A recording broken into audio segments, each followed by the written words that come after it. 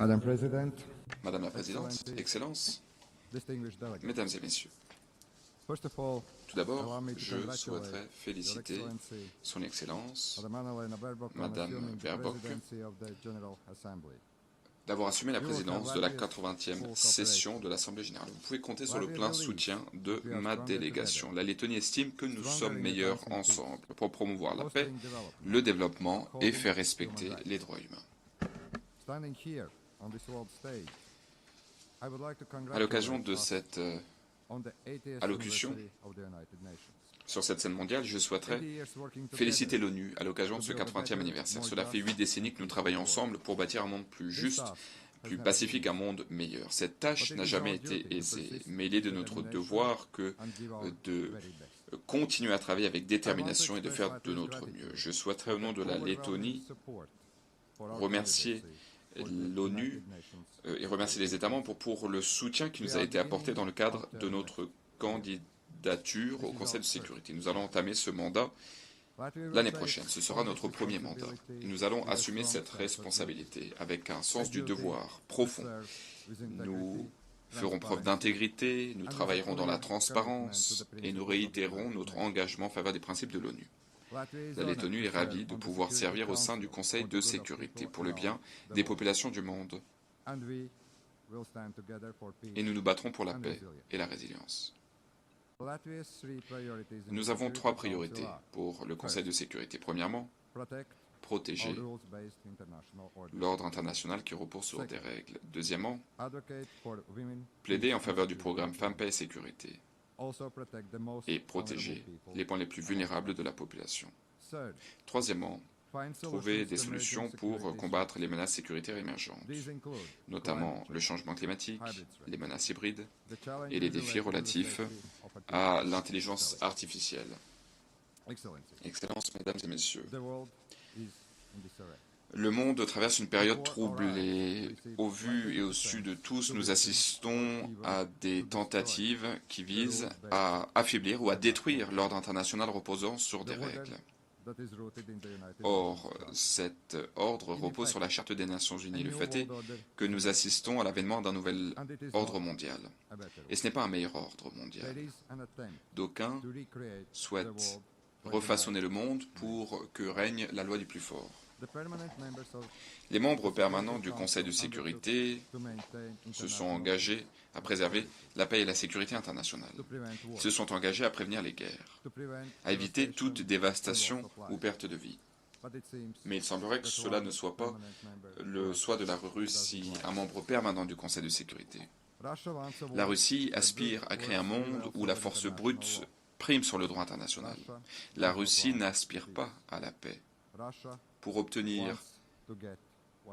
parvenir à ses fins, la Russie est prête à semer la destruction, à semer la misère. Hélas, la Russie a des complices, notamment l'Iran et la Corée du Nord. Mais l'Ukraine se bat, résiste avec courage, avec tout ce dont le pays dispose. L'Ukraine fait face à une menace existentielle, une menace qui pèse sur sa population, son territoire, sa liberté. L'Ukraine se bat en notre nom à tous, au nom de l'ordre international qui repose sur des règles. L'Ukraine se bat pour son indépendance et sa souveraineté. Elle se bat pour l'intégrité territoriale. L'objectif est de veiller à ce que les frontières internationales ne soient pas changées de force. Et ce sont, à vrai dire, des principes qui sont au cœur des Nations Unies. La Lettonie exprime sa solidarité à l'endroit de l'Ukraine et nous allons continuer à plaider en faveur de sa souveraineté et de son intégrité territoriale au sein du Conseil de sécurité. Nous devons prendre la parole au nom des enfants ukrainiens qui ont été enlevés par la Russie. Ils doivent être rendus à leurs familles. Nous allons plaider au nom des civils ukrainiens qui ont perdu leur foyer, leurs moyens de subsistance. La Lettonie utilisera son mandat au sein du Conseil de sécurité pour permettre de parvenir à une paix juste et durable en Ukraine. Je souhaiterais remercier le président Trump, le président Zelensky et mes collègues européens des efforts déployés en faveur de la paix. Merci des efforts que vous déployez pour mettre un terme à la destruction et au cas auquel nous assistons en Ukraine. Il en va de notre responsabilité de faire respecter les principes de la Charte de l'ONU, notamment lorsque c'est un membre permanent du Conseil de sécurité qui viole de façon flagrante ces principes. Nous savons bien que l'ONU a été créée dans le sillage de la Seconde Guerre mondiale pour préserver les générations futures du fléau de la guerre, pour maintenir la paix et la sécurité internationale, pour protéger la vie humaine. Mesdames et messieurs, en temps de guerre, ce sont les plus innocents qui paient le tribut le plus lourd. Il en va de notre devoir de renforcer la coopération internationale pour résoudre la crise à Gaza. La catastrophe humanitaire à Gaza continue. Nous devons agir urgemment pour mettre un terme à la souffrance des civils. Nous condamnons tous les attentats terroristes. Rien ne peut justifier le terrorisme.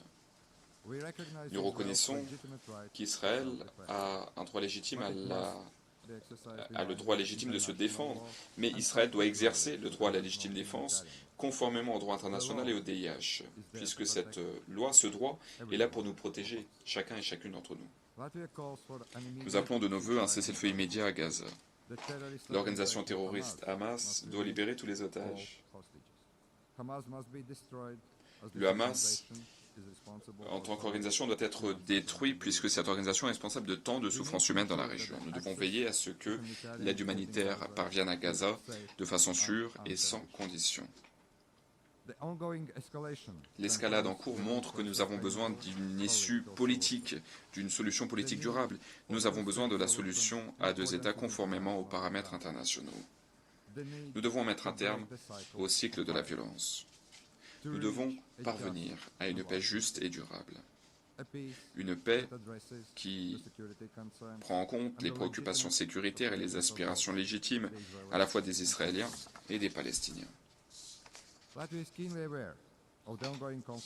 Nous sommes conscients des conflits qui font rage à travers le monde. Nous devons travailler ensemble pour résoudre la situation humanitaire grave au Soudan et en République démocratique du Congo. Nous ne détournerons pas le regard lorsque les crises surviennent. En tant que membres du Conseil de sécurité, nous exhorterons la communauté internationale à agir collectivement et à faciliter l'acheminement de l'aide humanitaire, afin de mettre un terme à la souffrance humaine. Excellences, Mesdames et Messieurs, nous devons faire tout ce qui est en notre pouvoir pour protéger les pans les plus vulnérables de la population, notamment les femmes et les enfants. Les femmes et les filles sont touchées de façon disproportionnée en temps de guerre. En tant que communauté internationale, nous avons une responsabilité, protéger les droits des femmes et des filles. Nous devons les autonomiser. Nous devons veiller à ce que ils aient voix au chapitre pendant les négociations de paix.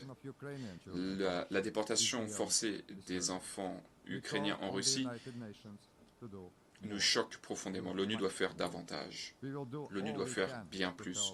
Nous ferons tout ce que nous pourrons pour permettre à ces enfants de rentrer chez eux. Madame la Présidente, il n'y a pas que la guerre traditionnelle qui menace la paix, la sécurité et la stabilité. Il y a des menaces émergentes, changement climatique, cyberattaques, attaques hybrides, mauvaise utilisation de l'intelligence artificielle. Nous sommes mis à rude épreuve au quotidien par ces menaces. Le monde moderne est connecté de façon presque inimaginable. Aujourd'hui, beaucoup de pays font face à de plus en plus d'attaques hybrides, et c'est le cas de la Lettonie.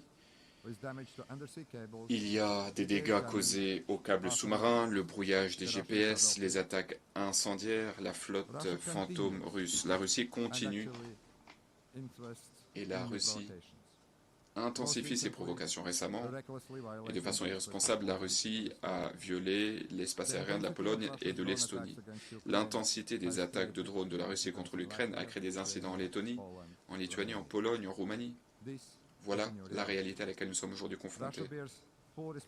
La Russie est pleinement responsable de ses actes et des conséquences. Ce type de comportement irresponsable constitue une menace directe pour la paix et la sécurité internationale, et nous devons agir pour y mettre un terme, avant que cela devienne hors de contrôle. Nous devons combattre ces menaces, nous devons améliorer la coopération avec nos amis et nos alliés. La guerre hybride est en pleine évolution. Nous assistons à l'événement de nouvelles technologies émergentes L'objectif, c'est de veiller à ce que les populations puissent bénéficier de ces technologies. Nous devons garder à l'esprit les risques potentiels que ces technologies peuvent poser. Nous pensons que l'ONU doit utiliser l'IA de façon responsable, mais nous ne devons pas néanmoins entraver les progrès. L'intelligence artificielle peut améliorer la croissance économique, les progrès scientifiques et l'innovation. L'IA peut même améliorer les soins de santé et accroître l'accessibilité de l'éducation. L'IA fait d'ores et déjà partie de notre quotidien.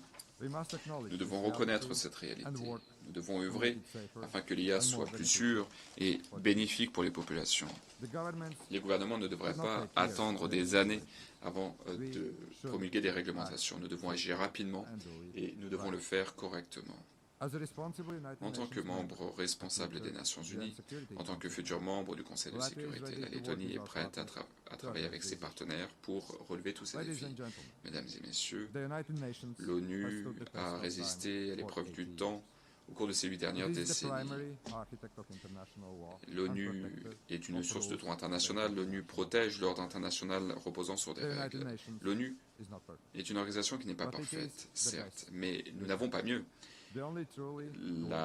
C'est la seule organisation véritablement mondiale, et comme l'a dit un secrétaire général de l'ONU, Dag Hammarskjöld, les Nations Unies n'ont pas été créées pour nous permettre d'accéder au paradis, mais pour nous préserver de l'enfer. Après 8 décennies, nous devons nous ajuster à la réalité actuelle. L'ONU doit évoluer pour qu'elle reste pleinement pertinente, pour qu'elle soit efficace, adaptée aux défis de demain. Nous soutenons donc l'initiative ONU 80 du secrétaire général. Nous devons donc travailler ensemble pour la paix et la résilience. Nous devons protéger l'ordre international reposant sur des règles. Nous devons protéger la charte, car nous sommes meilleurs ensemble. Merci.